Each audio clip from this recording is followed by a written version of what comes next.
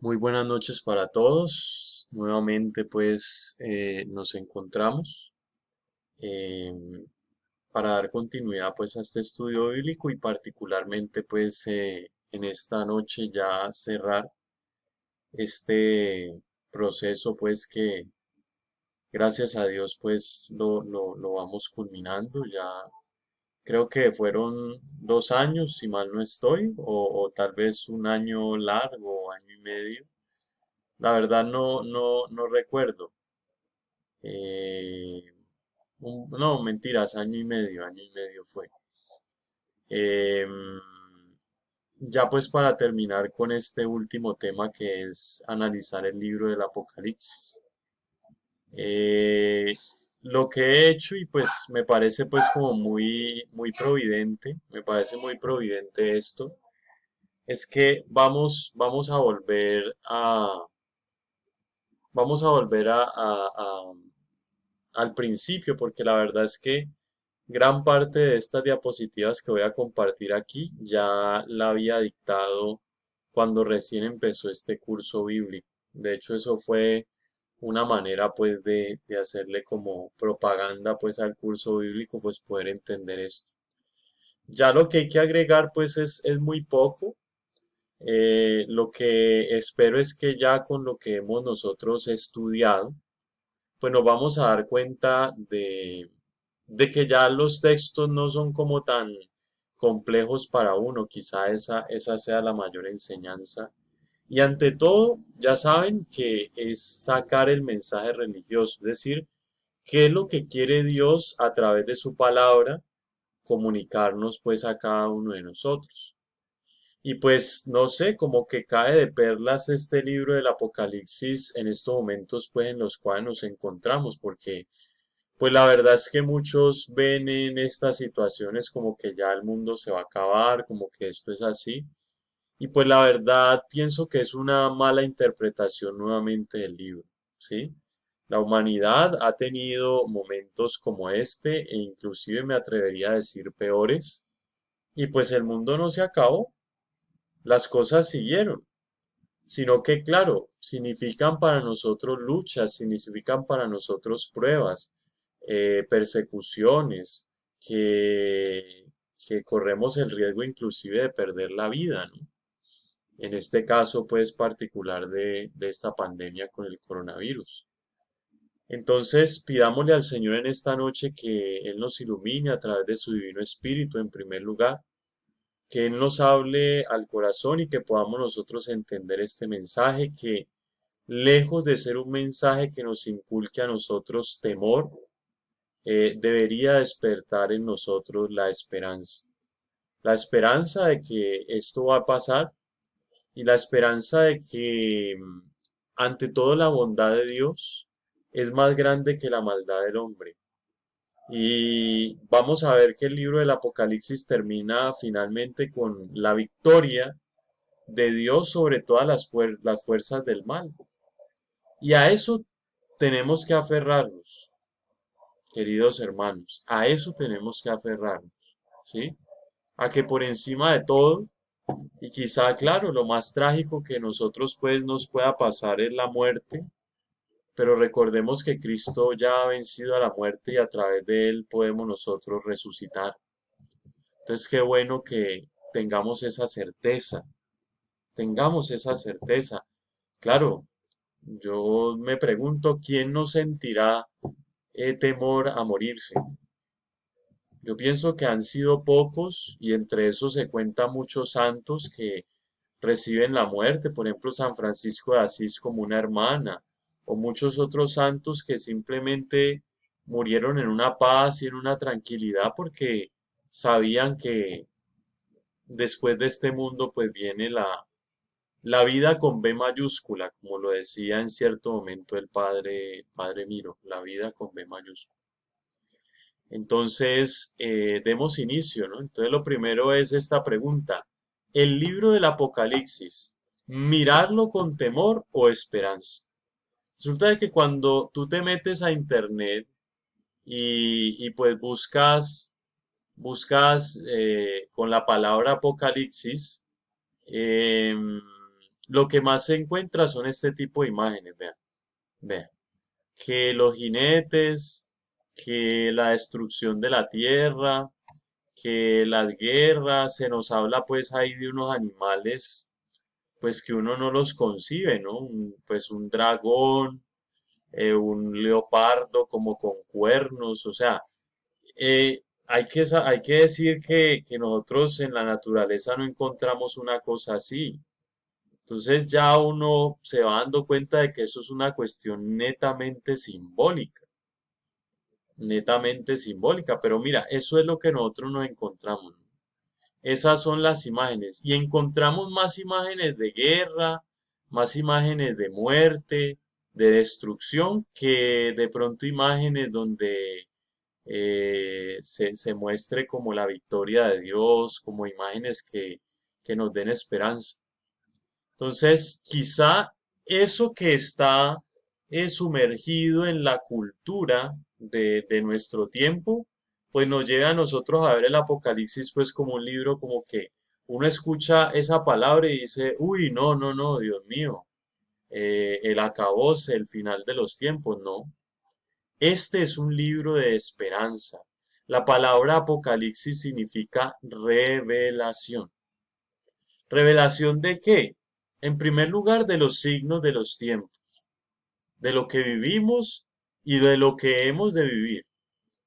Y en segundo lugar, la revelación de Dios. Es tener la conciencia de que aún en esas luchas, aún en esas batallas que nosotros tenemos que librar, Dios está con nosotros. Dios no nos deja solos. Dios no nos abandona. Entonces, a la luz del Espíritu Santo, le pedimos a Él que nos ilumine, a la Santísima Virgen María que nos ayude a acoger la palabra de Dios, los textos que vamos a meditar en esta noche. Adentrémonos pues en este fascinante libro. Entonces, viene otra pregunta. ¿Será que estas aterradoras imágenes era aquello que el autor sagrado intentó mostrar a través del libro? Porque las imágenes vinieron mucho tiempo después. Lo que el autor sagrado del libro del Apocalipsis pues colocó fue una escritura. Entonces hablaba del dragón, de la mujer, del cordero, de las bestias con sus cuernos, de la gran prostituta que era en ese momento pues estaba simbolizando a Roma, ¿sí? Pero que muchos, por ejemplo, muchos hermanos separados, eh, cristianos, la identifican con la iglesia. Entonces, otra vez una mala interpretación, una interpretación amañada.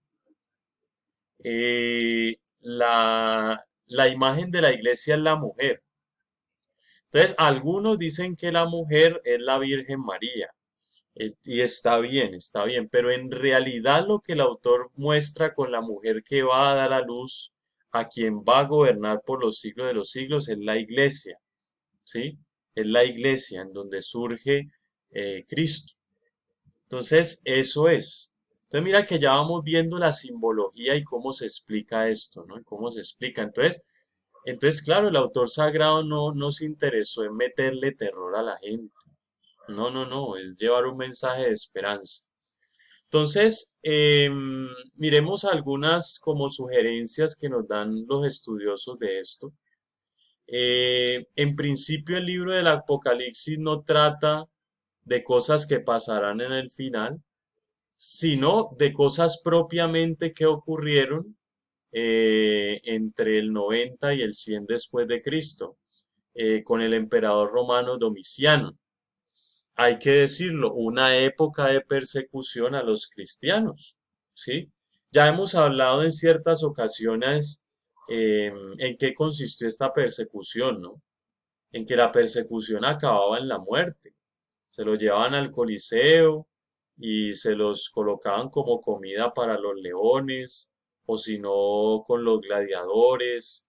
Eso era un entretenimiento pues para los romanos y muchos mártires de nuestra iglesia. Ahí tenemos santas felicita y perpetua, se llaman ellas, fueron de las que murieron allí. San Ignacio de Antioquía, creo que era San Ignacio de Antioquía, muere también devorado por los leones. Y antes de morir, él le dice a la gente, pues que está preocupada por él, le dice, no, déjenme ser trigo triturado de Dios. Déjenme que las fauces de esas bestias me trituren y así yo, digamos, alcanzar la vida y por eso dar vida.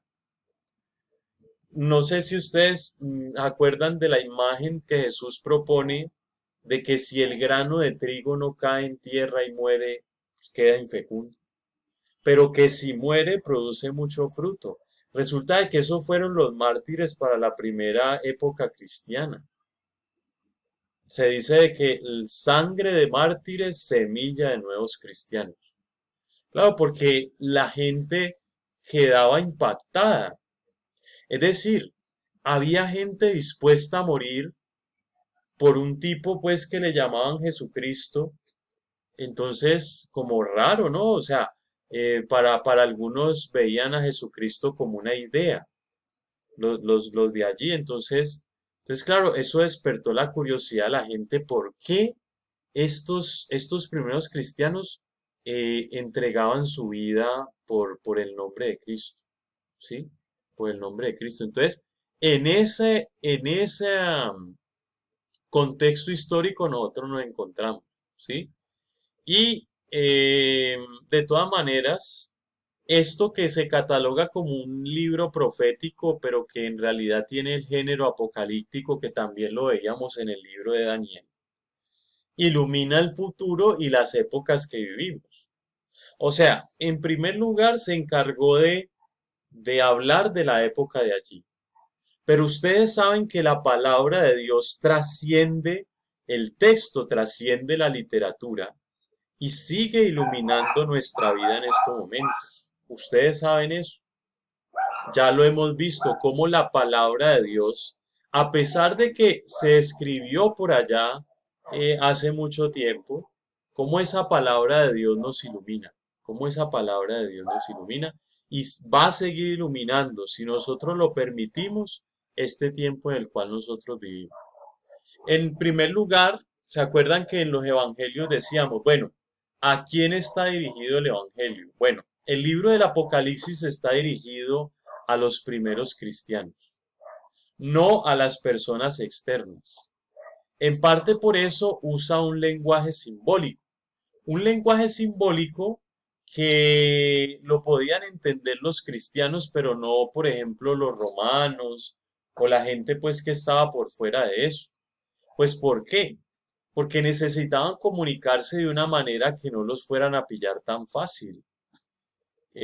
Ahorita vamos a ver algunos símbolos que se usaban en aquel momento y vamos a entender por qué, por ejemplo, las vestimentas de los sacerdotes, de los obispos, o en algunas parroquias se usan esos símbolos. Vamos a entender eso. Porque eran símbolos miren, viene desde esa época. Entonces, el libro del Apocalipsis nos narra la lucha de Dios con las fuerzas del mal, que culminará con la victoria del Cordero. Y entiéndase aquí el Cordero Cristo. Recuerdan que San Juan Evangelista presenta a Cristo como el Cordero de Dios que quita el pecado del mundo. Entonces, Cristo es el Cordero, el que se va a inmolar.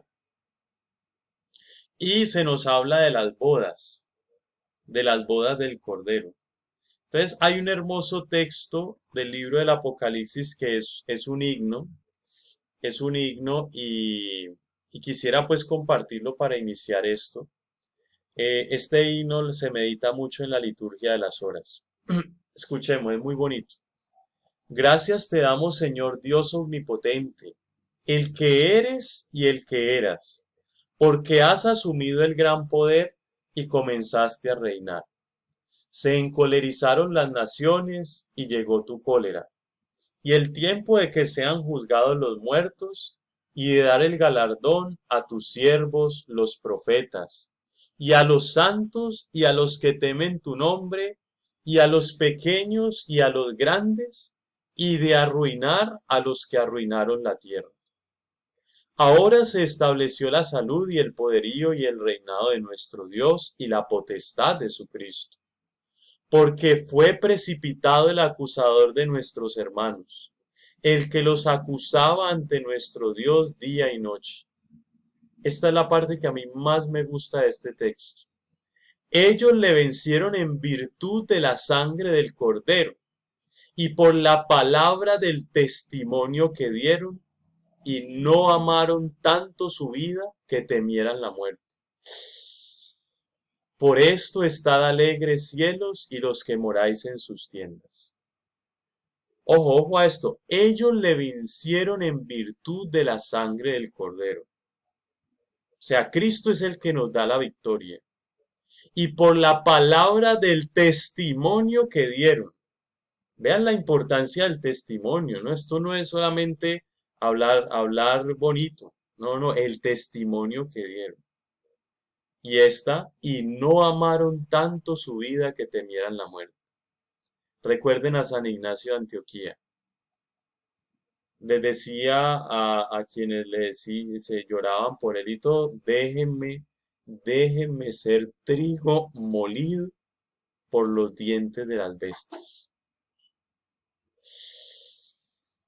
Pues no sé, como yo pienso de que de uno llegar a ese pensamiento, queridos amigos, en la vida, nada le preocuparía a uno, ningún problema le preocuparía, porque miren, ¿qué es lo que entristece más al hombre? Pues sí, la enfermedad, un revés económico, una situación pues con otra persona, pero quizá allí donde muchos pues se hacen el análisis como la fatalidad final de la vida es la muerte. Ahora, si tú la muerte la aceptas con toda naturalidad, pues de que hoy estamos y así seamos jóvenes, eso nos garantiza que no nos vamos a morir, que nos vamos a morir de viejos, no. Pero si uno vive como con los pies en la tierra y la mirada puesta en el cielo, como dicen pues algunos, o como lo dirá San Pablo también en su momento, entonces uno viviría la vida con más paz y con más tranquilidad. Uno no se aferraría tanto a las cosas materiales. Uno pues vería los problemas pues como algo que pues va a pasar, van a pasar y la muerte si nosotros hemos vivido de una manera buena, hemos procurado hacer el bien en nuestra vida, pues simplemente será para nosotros ya el descanso, adquirir la corona de gloria, como diría San Pablo, que nos está reservada. Entonces, eso es, queridos hermanos. Entonces, ese es el contexto, el libro del Apocalipsis, otra vez vuelvo y repito, significa revelación, eh, se caracteriza por el uso de símbolos y pues nos habla pues de esto. Miremos este texto del profeta Daniel, porque resulta de que este género literario apocalíptico no viene solo del Apocalipsis, sino que el profeta Daniel, como les decía, tiene otro tanto y él también utiliza una figura muy parecida. Miren este texto de Daniel, capítulo 7.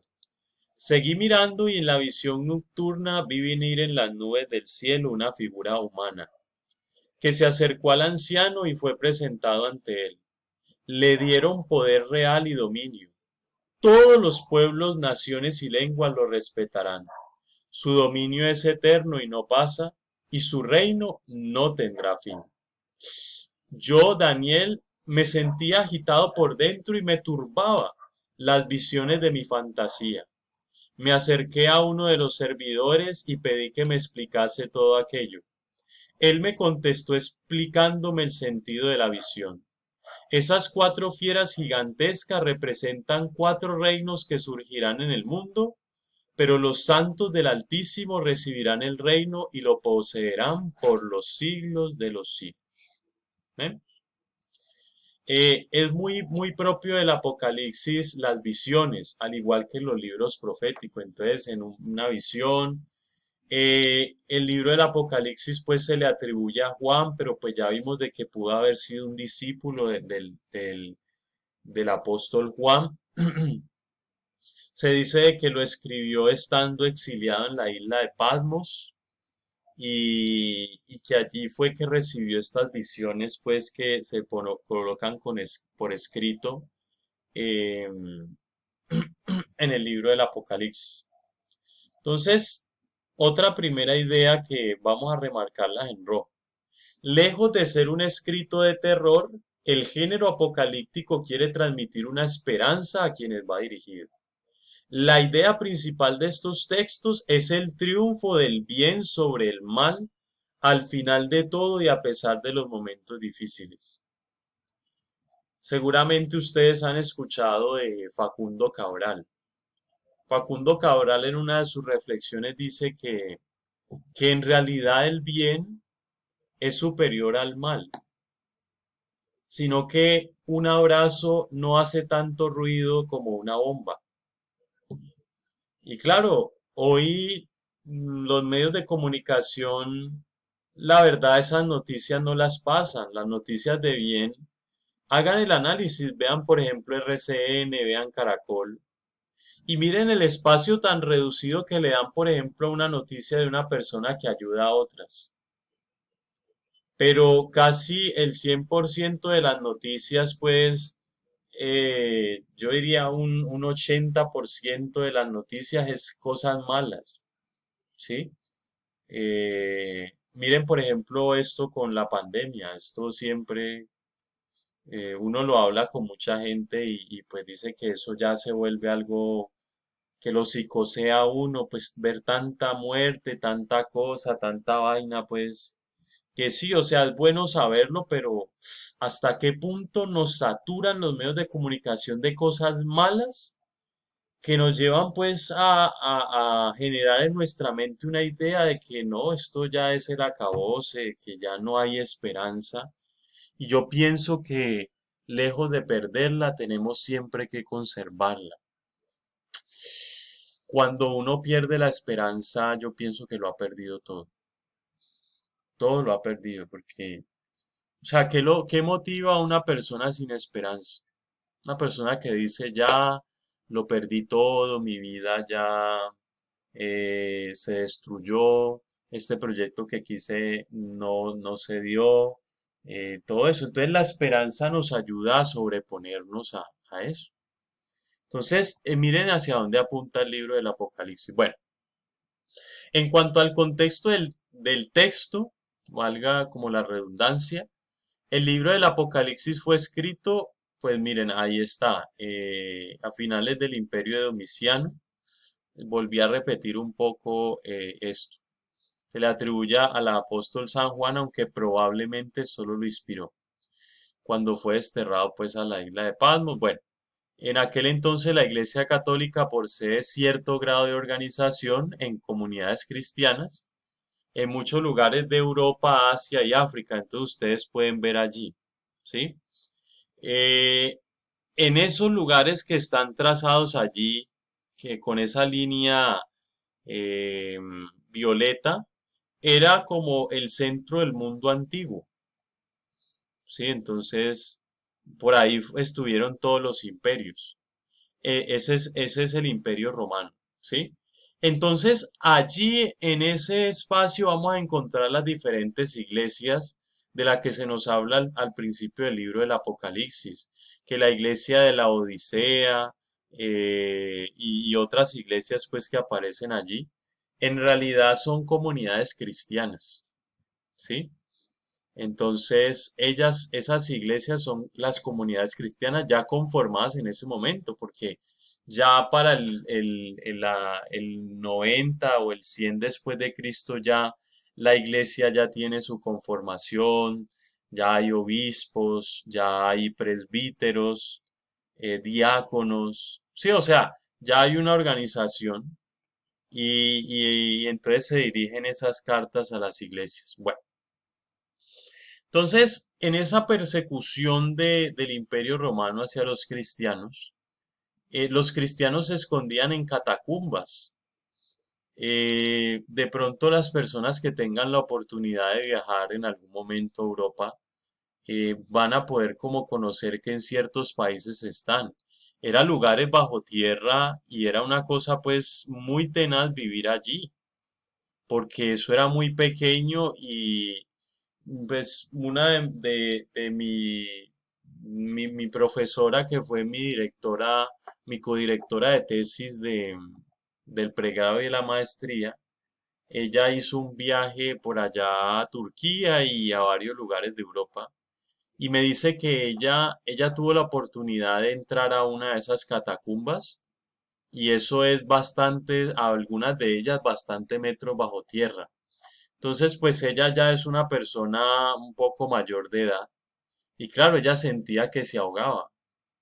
Y solo fue un momento, o sea, solo como ir y ver, ay, mira, esto es así, tan, tan, tan. Ahora imagínense a los primeros cristianos tener que permanecer ahí por mucho tiempo, escondidos.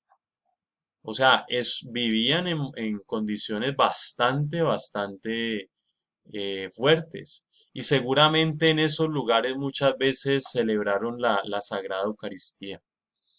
En esos lugares, miren pues. ¿Mm? Entonces miren esta simbología que ustedes ven aquí. Usualmente se utilizaba la simbología de un pez o esto que se conoce como el crismón. ¿Sí? El crismón. El crismón viene de las dos letras iniciales de la palabra Cristo del griego.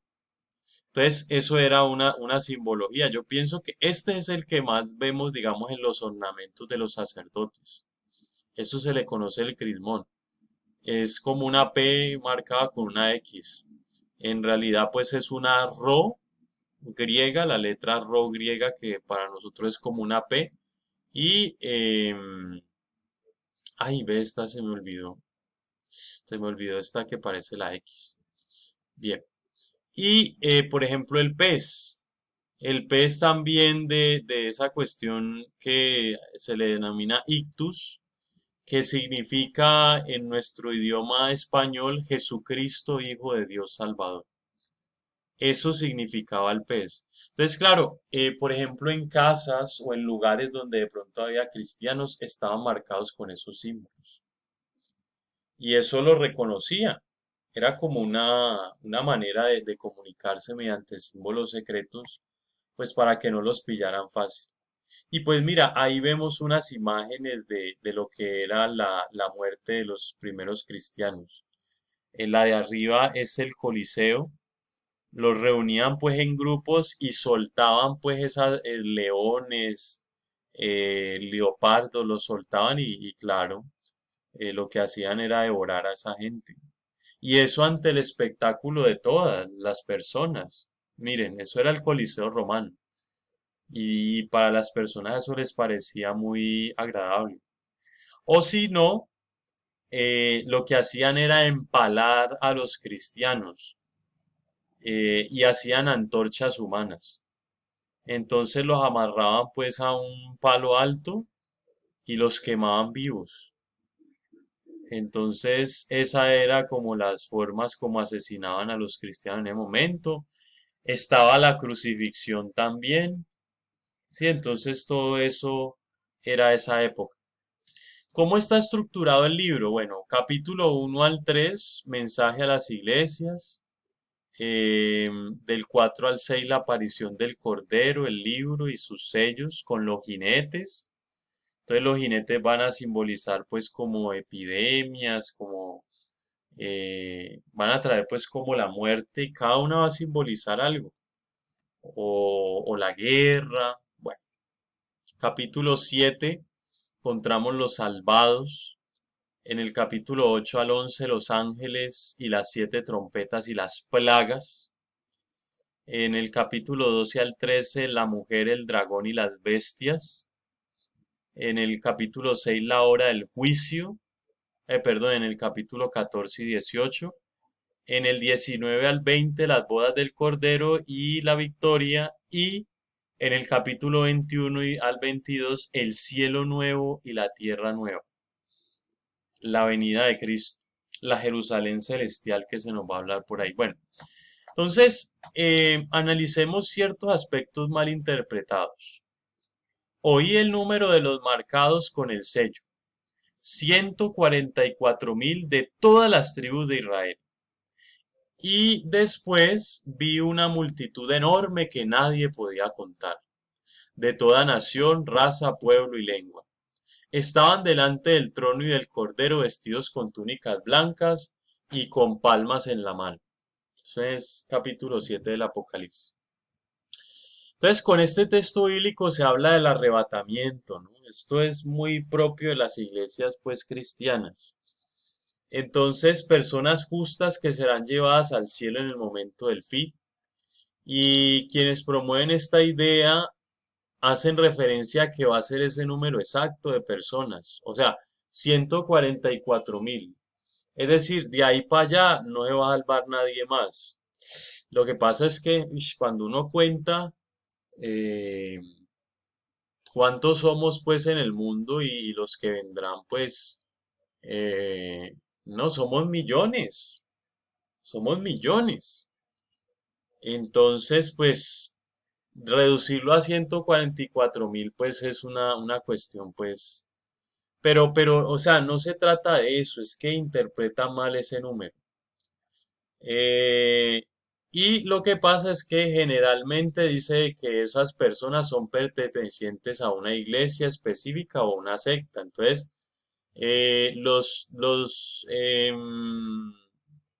los mormones dirán que los que se van a salvar son ellos.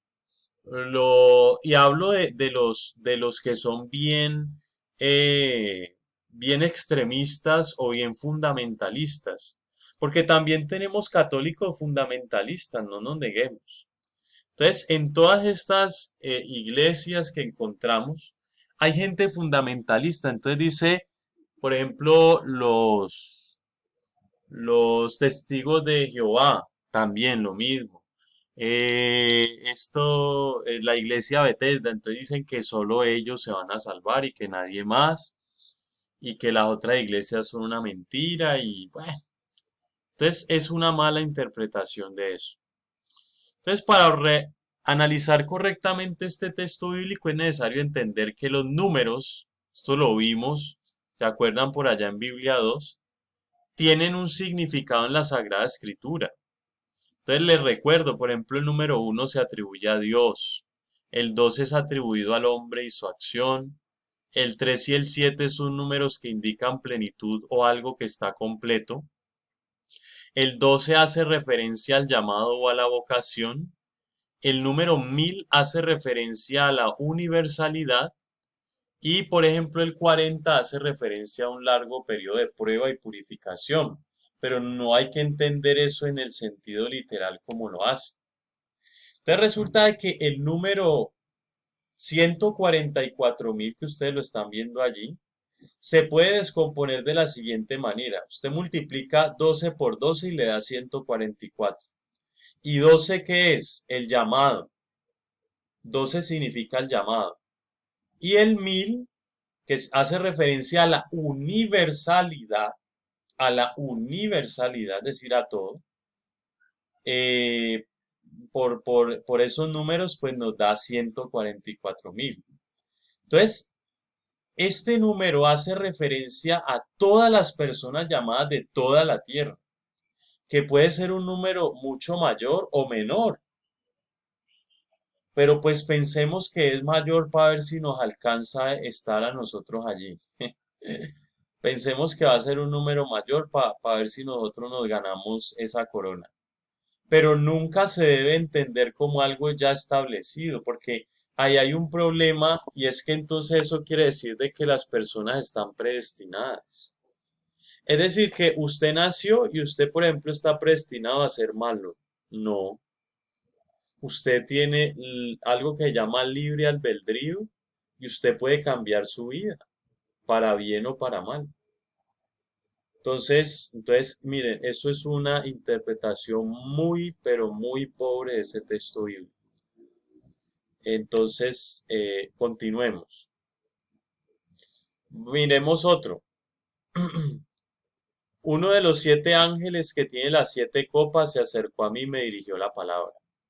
Ven que te muestre el castigo de la gran prostituta, sentada a la orilla de los grandes ríos con la que fornicaron los reyes del mundo y con el vino de la prostitución se embriagaron los habitantes del mundo.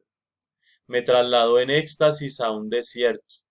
Allí vi una mujer cabalgando una fiera de color escarlata, cubierta de títulos blasfemos, con 7 cabezas y 10 cuernos.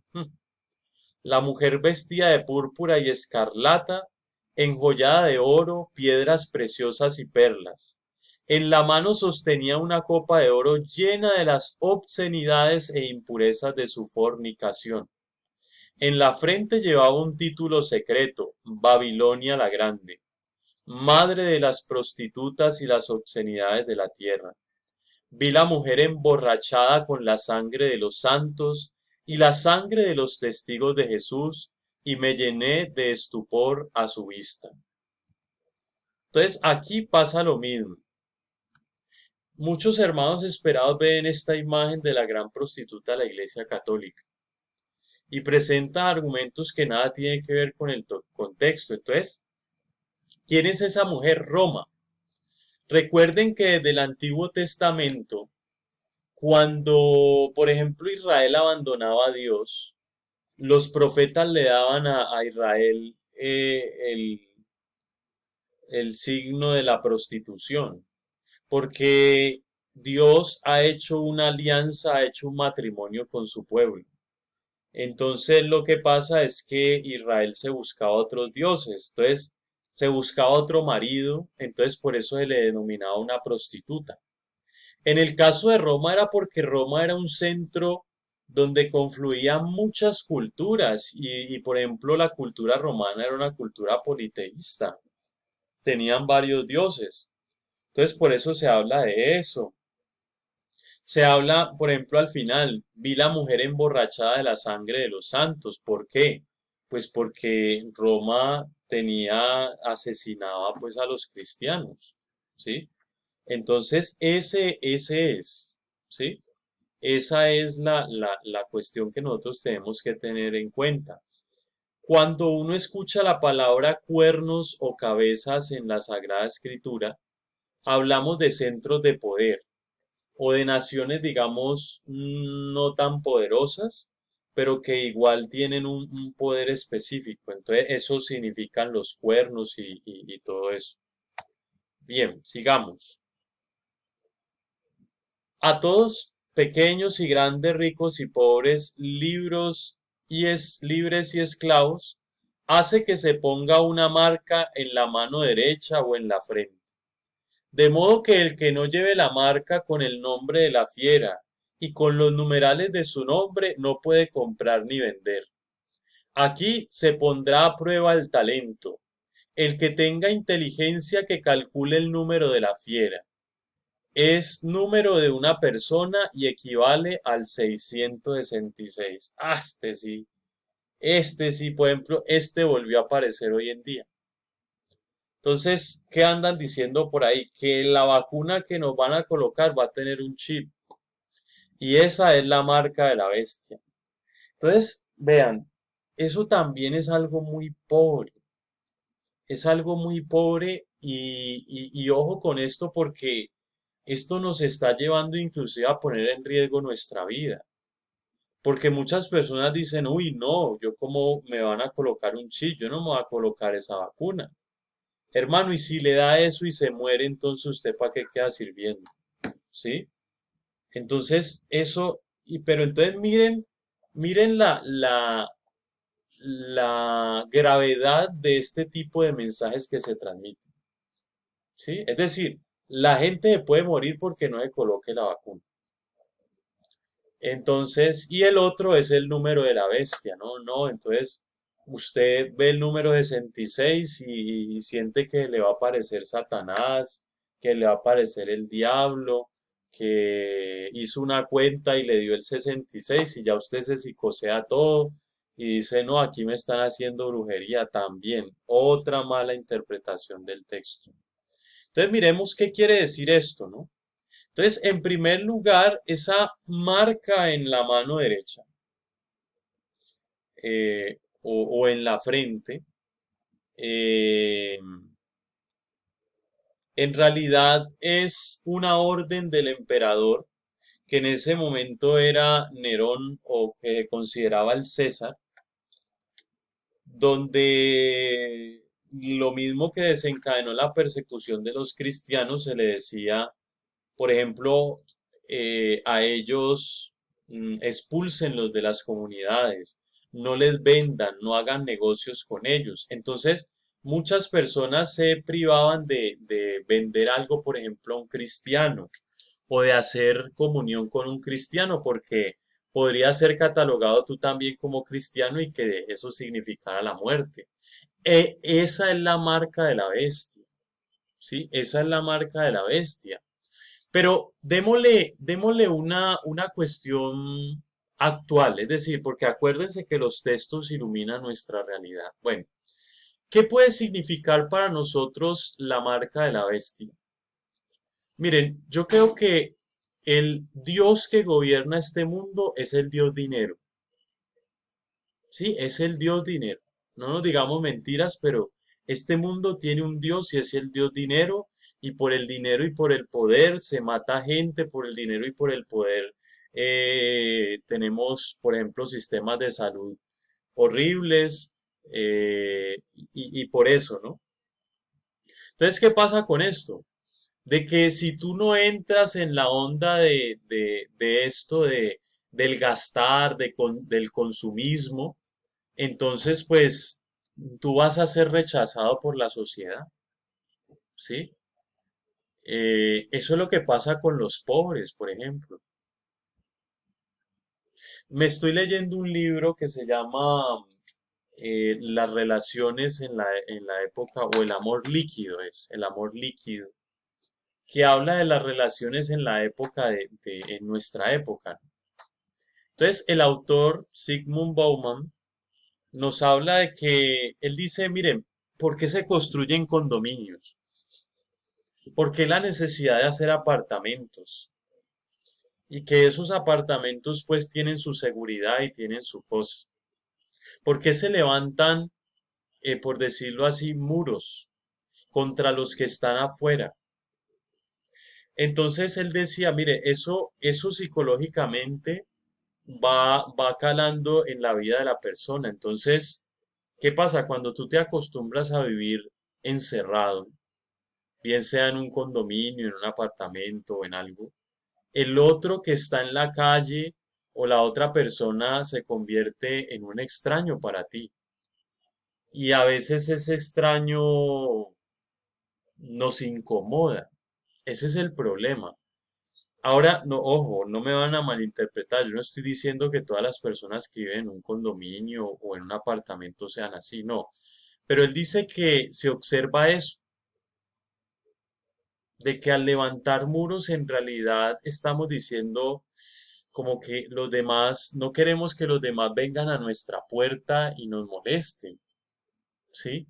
O queremos tener más seguridad. ¿Pero seguridad de quién? Ah, del de afuera. Mm, Entonces, eso podría ser una interpretación de esto, de lo de la marca de la bestia. Ahora, ¿de dónde viene el número 66? La gematría bíblica es un área de estudio que relaciona los nombres y las letras de la Sagrada Escritura con diferentes valores numéricos. Entonces, en el caso de Nerón César, que en el hebreo, ustedes saben de que el hebreo no tiene vocales. Entonces las iniciales son NRWNQSR. Resulta de que cuando tú sumas los valores, porque a cada letra se le atribuye un valor, mira, si tú haces la suma, eso te da 666. De allí viene el 666. O sea, eso no es algo, pues lo cogen los grupos satánicos Y gente, pues, dentro de la iglesia o cristianos lo cogen para meter terror o algo así, pero en realidad ese fue la aparición de ese número. Eso no tiene nada que ver, pues, con el demonio o con cosas ocultas, ¿sí? ¿Por qué? Porque en esta época se obligaba a los cristianos a renunciar a su fe y renegar de ella para abrazar las costumbres del imperio. Eso es la marca de la bestia, lo que yo les decía.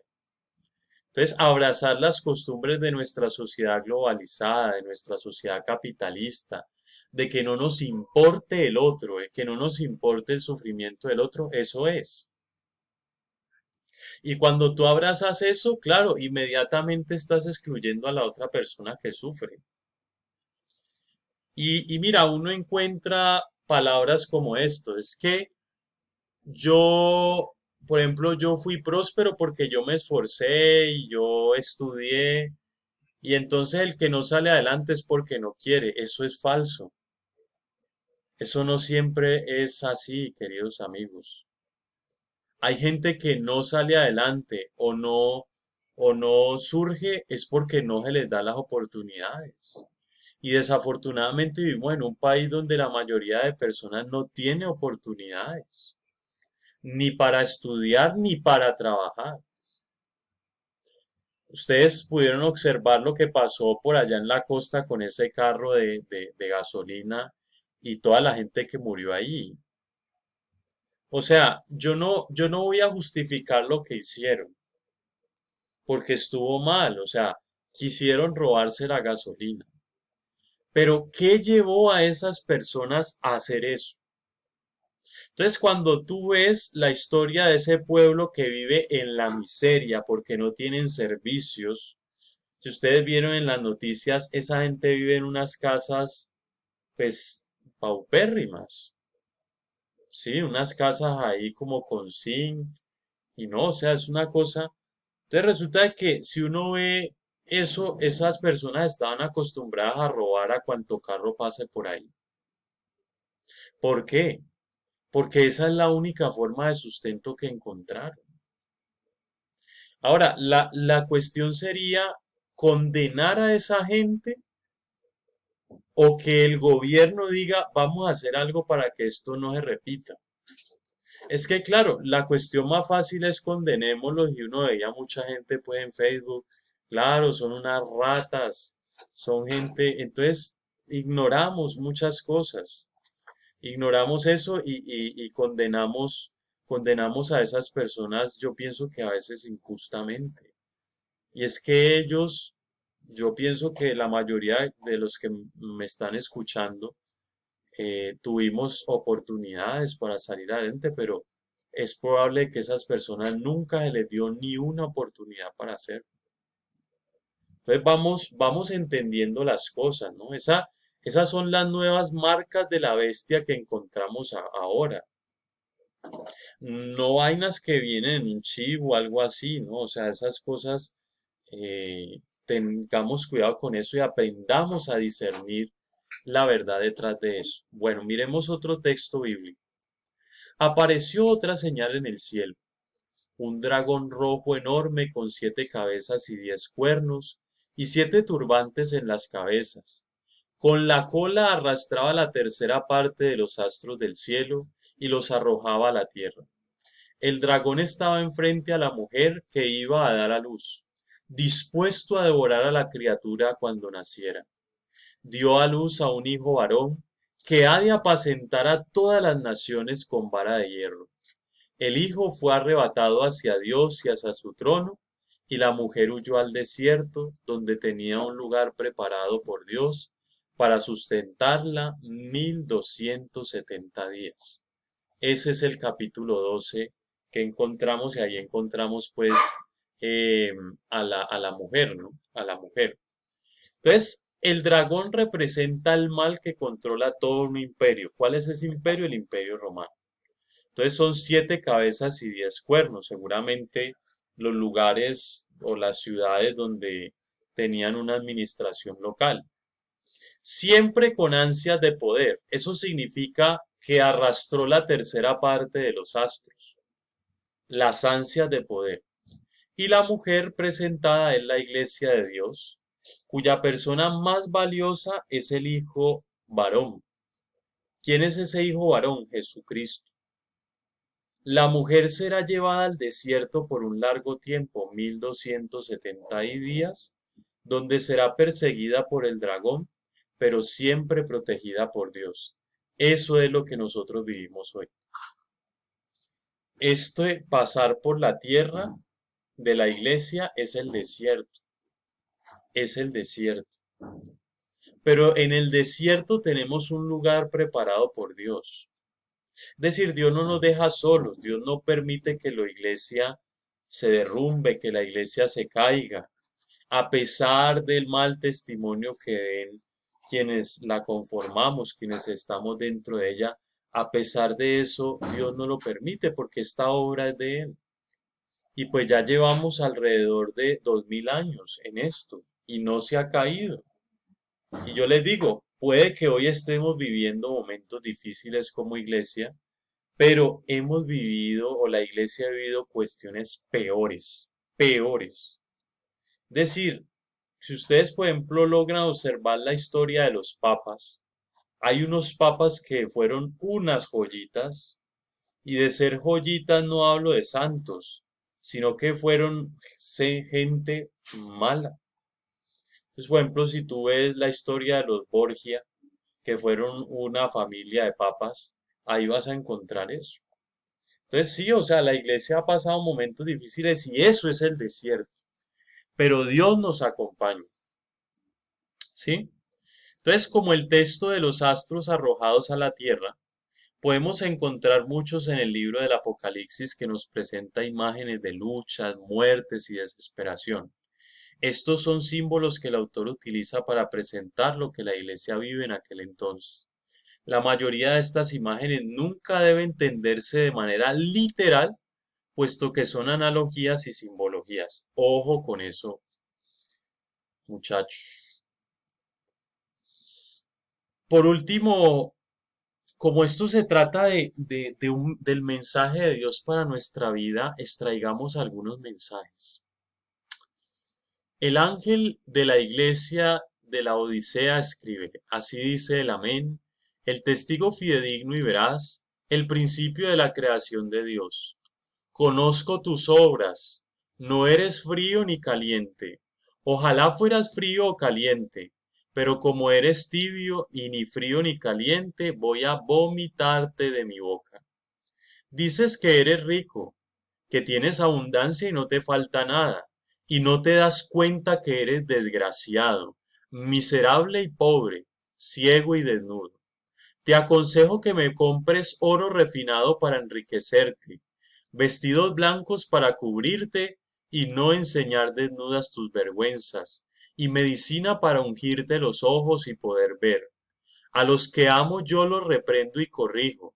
Sé fervoroso y arrepiéntete. Mira que estoy a la puerta y estoy llamando. Si alguno escucha mi llamada y abre la puerta, entraré en su casa y cenaré con él y él conmigo. Eso es un mensaje para nosotros. A no ser tibios, queridos hermanos, y a no creer que por nuestras buenas obras o por lo que hacemos ya estamos salvados. Entonces decimos que somos ricos, que tenemos abundancia y que no nos hace falta nada en cuanto a nivel personal y que ya prácticamente estamos construidos. Pero en realidad, queridos hermanos, recuerden que siempre estamos en un proceso de conversión y tendremos que recurrir a vos, a Dios, para que Él, miren, nos dé esto, vestidos blancos de la santidad, ¿sí? Para que Él nos vista de nuestras vergüenzas, para que nos ayude a colocar colirio en los ojos, a que nos unja los ojos para poder ver claramente las cosas. Y tener en cuenta de que sí, o sea, esto implica dolor, esto implica renunciar a muchas cosas nuestras, pero es una forma como Dios nos reprende y nos corrige, eh, no para nuestro mal, nunca pensemos eso. San Pablo dice, todas las cosas ocurren para el bien de los que Dios ama. Entonces tengamos en cuenta eso. Y miren que el Señor siempre nos está llamando y está a la puerta, siempre esperando a que nosotros le abramos y le demos la oportunidad de que Él transforme nuestra vida, de que Él nos dé plenitud y nos dé paz. ¿Sí? Em, Listo. Una invitación pues a mirarnos a nosotros mismos, lo que yo les decía, una vida renovada en Dios. Miremos esto, escuché en el cielo una voz potente que decía, esta ya la vimos, ¿no? Entonces lo que les decía, la victoria sobre Satanás está asegurada en virtud de la sangre de Cristo, sin el cual no podríamos vencer en la batalla con el mundo, el diablo y nosotros mismos. No nos hagamos ilusiones, queridos hermanos, de que es por nuestras fuerzas. En realidad es Dios quien obra en nosotros y a Él tenemos que pedirle diariamente y cultivar nuestra amistad con Él para que Él nos dé la fuerza para seguir adelante. Vi un cielo nuevo y una tierra nueva. El primer cielo y la primera tierra habían desaparecido. El mar ya no existe. Vi la ciudad santa, la nueva Jerusalén, bajando del cielo de Dios, preparada como una novia que se arregla para el novio. Oí una voz potente que salía del trono. Mira la morada de Dios entre los hombres, habitará con ellos. Ellos serán su pueblo y Dios mismo estará con ellos. Les secará las lágrimas de los ojos. Ya no habrá muerte, ni pena, ni llanto, ni dolor. Todo antiguo ha pasado. El que estaba sentado en el trono dijo, mira, yo hago nuevas todas las cosas. Qué bonito eso. Al sediento le daré a beber gratuitamente del manantial de la vida. El vencedor heredará todo esto, y seré su Dios y él será mi hijo. En cambio los cobardes y desconfiados, los depravados y asesinos, los lujuriosos y hechiceros, los idólatras y embusteros de toda clase, tendrán su lote en el foso de fuego y azufre ardiente. Entonces darnos cuenta de eso, queridos hermanos, de que Dios nos renueva a su iglesia también, y esa es la Nueva Jerusalén. Es reconfortante pensar que al final el alma descansa en Dios de todo dolor y sufrimiento, bien sea ahora o después, queridos hermanos. Sin embargo, es necesario tener presente que hay un juicio al cual deberíamos llegar de la mejor forma posible para evitar la condenación eterna y alcanzar la salvación. Esta última invitación debemos entenderla a la luz de estos evangelios, ¿no? San Mateo capítulo 25, 31 y 46, en el que se nos habla de la práctica de las obras de caridad, ¿no? Acuérdense del rey que se sienta en su trono y separa ovejas de las cabras. eh, a los de la derecha, venid benditos de mi Padre, porque tuve hambre, etcétera, etcétera. Y Mateo 7, 21, 23, eh, donde encontramos eso, o sea, que en última lo que nos da la victoria es el testimonio, queridos amigos, el testimonio. Por último, una invitación de San Juan de la Cruz. En el atardecer de la vida seremos examinados en el amor. O sea, quizá esa sea la gran conclusión de este curso bíblico, queridos hermanos, de que nosotros nos preocupemos por amar a Dios sobre todas las cosas, obviamente, para que no tengamos apegos y esos apegos no nos dañen, no nos lastimen, pero también amar a nuestros hermanos y recordar las palabras de San Juan que las vimos hace 8 días. Quien dice que ama a Dios a quien no ve y odia a su hermano a quien ve, es un mentiroso porque Dios es amor, porque Dios es amor. Eh, yo les doy a ustedes muchas gracias pues por su perseverancia e inclusive pues en el seguimiento de estas clases pues virtuales. Mira pues que, no sé, o sea, esto es providencialmente. Hoy pues que acabo como esta primera parte, este módulo de Biblia, justo el fin de semana antes, yo Dios mediante, El próximo miércoles 5 de agosto tengo que estar de vuelta en el seminario. Entonces, ya para iniciar pues una nueva etapa, el segundo año. Yo en primer lugar, queridos amigos, pues me encomiendo a sus oraciones, les pido que por favor oren mucho por mí, oren por todas las vocaciones religiosas, sacerdotales. Este mes de agosto del 2020, aún en plena situación difícil, casi todos los sábados, creo que son todos los sábados, van a haber ordenaciones de diáconos y también de sacerdotes. Oremos por ellos, pidámosle al Señor que los bendiga, que los haga sacerdotes y diáconos según su corazón. Y, y pidámosle al Señor que aún en medio de estas circunstancias podamos seguir confiando en Él y podamos seguir esperando en Él, que su amor lo podamos experimentar día tras día, queridos hermanos. Y nada, o sea, no nos alejemos de Él. Los invito para que mediten la palabra de Dios, para que no la descuiden. Em, pues yo creo que seguiremos en contacto por la cuestión del WhatsApp, por el grupo de WhatsApp. Em, pues no sé si realmente ustedes quisieran continuar.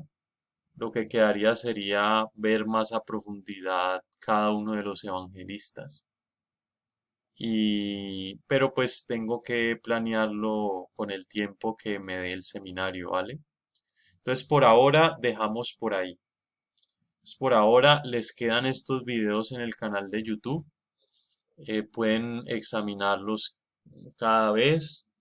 Y sí, o sea, siempre fortalezcamos nuestra relación con Dios a través de su palabra y pidamos pues que estas situaciones tan difíciles que vivimos pues digamos pasen pronto y logremos pues prontamente volvernos a encontrar. Entonces, que Dios los bendiga, que tengan buena noche, que Dios bendiga a sus familias y los proteja de todo mal y de todo peligro.